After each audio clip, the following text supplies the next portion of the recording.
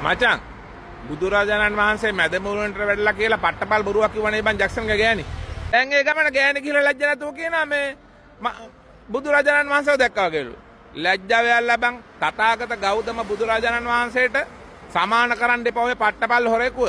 බුදුරජාණන් වහන්සේ කාගේවත් දේවල් හොරා කෑවේ නෑකෝ. ලෝක බිහි වෙච්ච ශ්‍රේෂ්ඨතම සාන්තෝරයා තමයි බුදුරජාණන් වහන්සේ. එතුමා දැක්කහම අපේ හිතේ තිබුණ හුඟා ගින්දර නිවිලා ගියා වගේ සැනසීමක් ඇති වුණා. හරියට බුදුන් දැක්කා වගේ. ඇයි බම් මේ ජැක්සන්ගේ පවුලෙන් ඔච්චර තරහ මේ බෞද්ධ ආගම එක්ක? එක වතාවක් මට මතකයි ජැක්සන් කිව්වා මේ බුදුහාමුදුරුවන්ගේ නෑ කියලා මහින්ද රාජපක්ෂ. හරිද? දැන් ඒ ගමන ගෑන ගිහිල්ලා කියන බුදුහාමුදුරුවන්ව දැක්කා වගේ කියලා.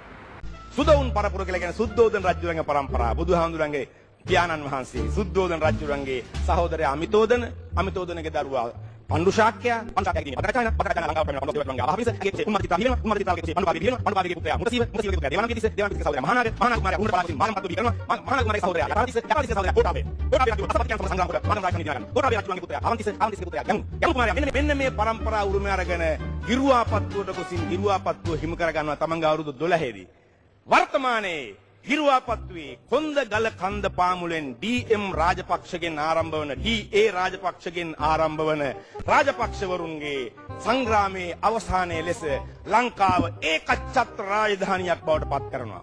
ඒකච්ඡත්‍ර රාජධානියේ නිදහස අනාගතය කරාගෙන යන්නටයි අද රාජපක්ෂවරයෙකුට තමන්ගේ මීමුත්තා ගැමුණු කුමාරයා පණිවිඩයක් කරනවා දසමහයෝධයන්ගේ අතේ. මොකද බම් මේ මිනිස්සුන්ට වෙලා තියෙන්නේ මුන් බෞද්ධ ආගම එක තරහද ඔච්චරටම. මට නම් තේරෙන්නේ ඇයි මේ කියලා.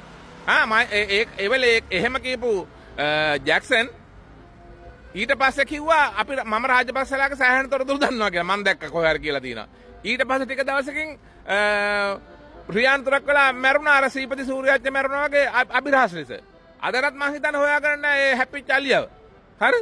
දැන් ඒ ගමන ගෑණි කියලා ලැජ්ජ නැතුව කියනවා මේ බුදුරජාණන් වහන්සේව දැක්කා වගේලු.